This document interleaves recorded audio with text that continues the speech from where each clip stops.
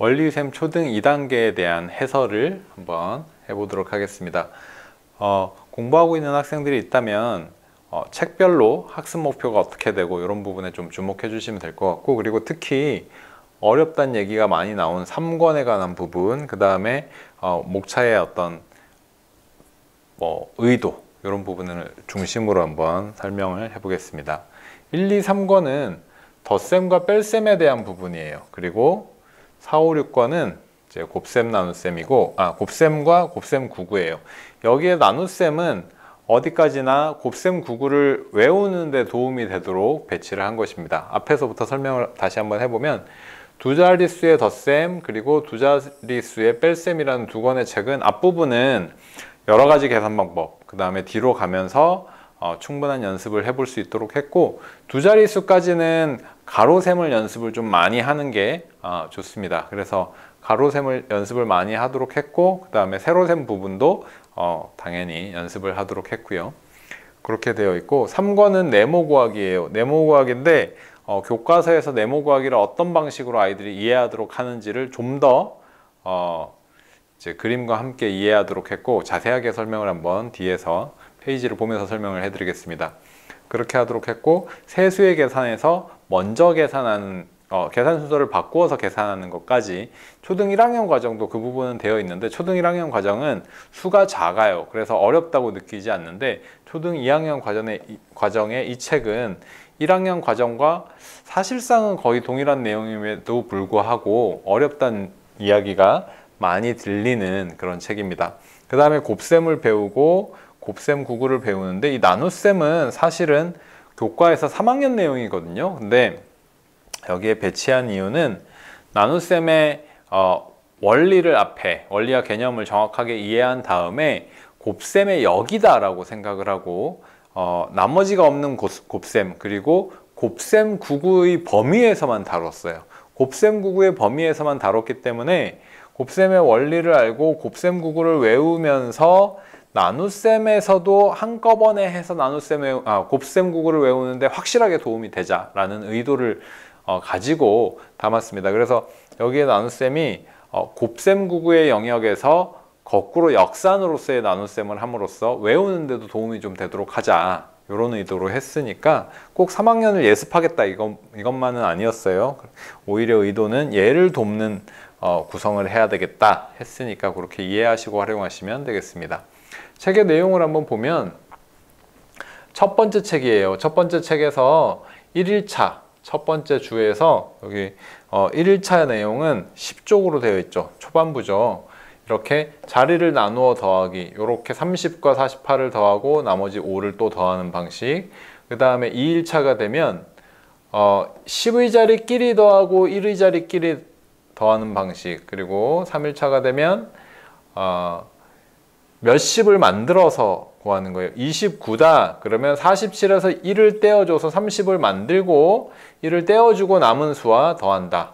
역시 마찬가지로 39를 40으로 만들고 남은 수와 더한다. 이와 같이 몇십을 만들어주고 나머지 수를 더하는 방식. 그 다음에 더하는 수를 몇십으로 그냥 만드는데, 이때 19를 20으로 만들면 10을 더해준 거거든요. 없던 수를 채워준 거예요. 그런 경우에는 이 몇십으로 만든 수를 더한 다음에 채워줬던 수를 빼준다 이렇게 생각하는 겁니다. 자, 여기로 한번 알아보면 39다 그러면 40을 만들어서 26과 더해요. 그러면 66이 되겠죠. 이 1은 없던 수를 편하게 계산하기 위해서 억지로 채워준 거예요. 그래서 66에서 하나를 빼서 65가 돼야 된다. 이렇게 계산하는 방법. 그러니까 이렇게 다양하게 아이들이 생각하는 요 시기에 교과에서도 많이 강조하고, 그 다음에 이 부분을 아이들이 많이 어려워해요. 그래서 근데 이거는 꼭 방법으로만 알아보고 연산은 따로야가 저는 아니라고 생각하거든요. 이게 실질적으로 도움이 되는 부분이라고 생각을 하기 때문에 교과에도 도움이 되고, 그 다음에 실전에도 도움이 된다라고 해서 앞에 여러 가지 계산 방법을 비중 있게 다뤘고, 그리고 뒤로 가면서는 연습하는 문제입니다. 빼기 쪽 2권은 뺄셈은 안 봐도 비슷한 구성이 될 테고요. 3권은 네모 구하기를 하면서 덧셈 뺄셈을 연습을 하는데, 네모 구하기를 하기 위해서 교과서에 나온 것과 같은 논리로 가르친다고 했죠. 이렇게 보수학습을 합니다. 보수학습이란 35 더하기 67이 102다. 그러면 순서를 바꾸었을 때도 식을 만들어 줄 수 있고, 그리고 제일 큰 수에서 35라는 작은 수 둘 중에 하나를 빼면 다른 수가 나오고, 또 다른 거를 빼면 또 다른 수가 나온다. 요런 4개의 식을 만들 수 있어 라는 걸 연습을 하는데, 이 보수학습이 그냥 하는 게 아니고요. 이 이미지를 저는 이제 도형으로 이렇게 바꾸어서 아이들에게 기억하도록 하려고 했어요. 보수에 대한 개념을. 왜? 목표가 네모 구하기이기 때문에. 그런데 조금 전에 이걸 공부하는 이유도 바로 네모 구하기를 아마 부모님들은 이항으로 가르치실 거예요. 거꾸로 하면 이렇게 돼. 근데 아이들이 그걸 이해하지 못한 채 그냥 계산 방법으로만 외우고 하려다 보니까 참 어려울 때가 많이 나오거든요. 그래서 교과에서는 빼는 수와 빼는 수가 아니라 더한 수 그리고 빼는 수, 이것들의 관계를 이해하게 하려고 했어요. 아까 이 식들을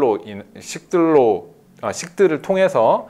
저는 거기에 더해서 이런 이미지를 좀 아이들이 봤으면 좋겠어요. 자, 64와 어떤 수 네모를 더해서 82가 되었어요 라는 이 막대 그림에 대한 이미지가, 얘를 구하려면 얘에서 64를 빼면 된다라는 걸 이 막대 이미지를 통해서 알게 하자, 이런 거예요. 그래서 그림을 그냥 넣은 게 아니라 이 셈을 하는데 그림이란 이미지가 아이가 수를 어떻게 생각해야 되는지 떠올릴 수 있도록 하자고 해서 이렇게 비중 있게 한 페이지에 3문제밖에 안 들어가 있죠. 이걸 이해하라는 거예요.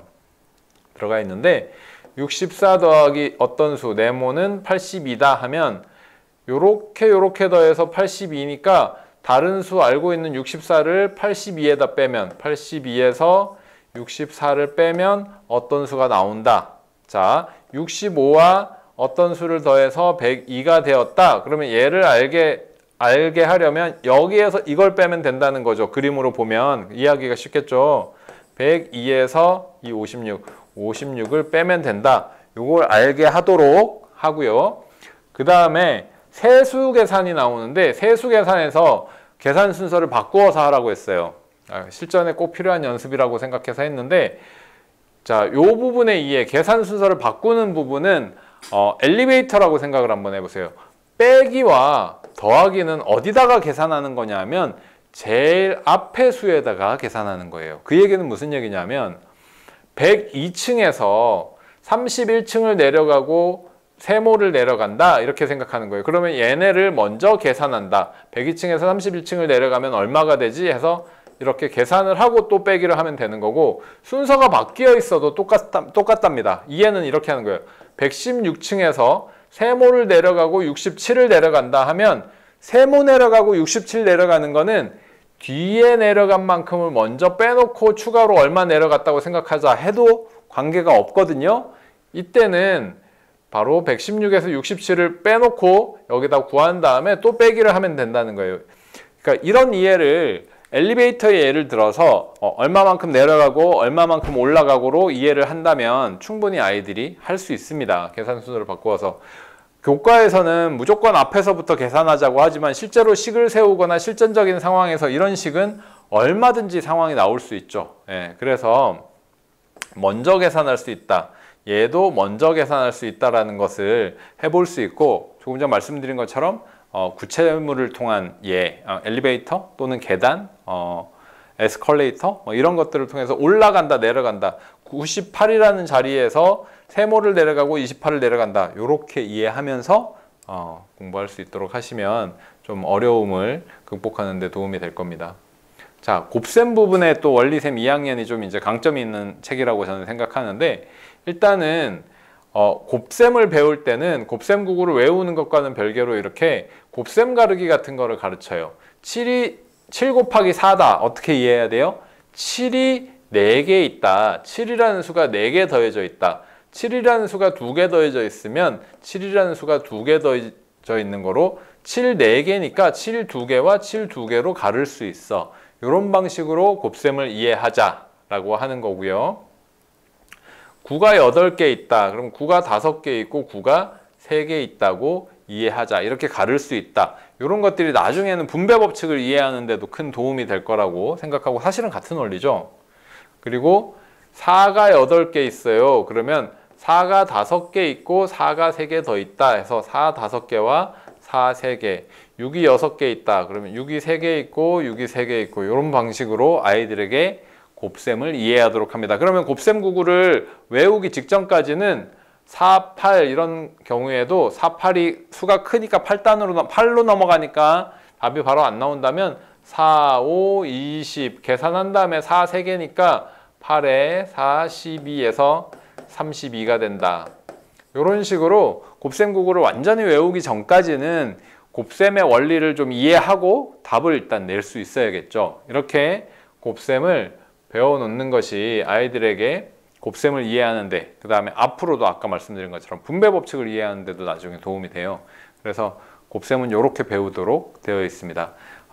이런 의도들을 좀 잘 아시고, 그리고 참 마지막에 나눗셈 책도 3학년 연산을 선행하자는 뜻이 아니에요.